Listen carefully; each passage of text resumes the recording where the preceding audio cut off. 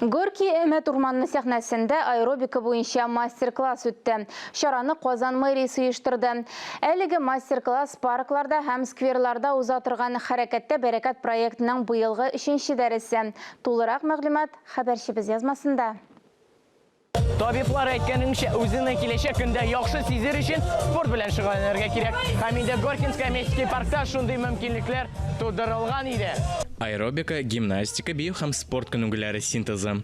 Әлеге терминны Америка физиологы Кеннет Купер уйлап тапкан. Бу спорт төренең төп хәрәкәтләре 2 яки 4-кә кадәр санаган соң адымнар ясаудан гыйбарәт.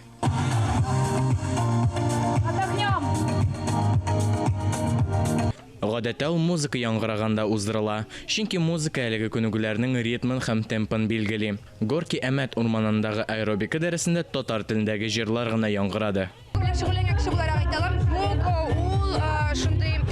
Әкрен хәрәкәтләр. Ул үзеңнең тәнеңне тоемлау, үзеңнең ишеңнән чыгып эшләп бу хәрәкәтләрне. Аэробика без күрәбез, ул темп, ул ритм, ул тизлек. Су аэробикасы ул анда тирләмисең дә, салкын судан чиктер эшлисең дә, калориялар да бетә.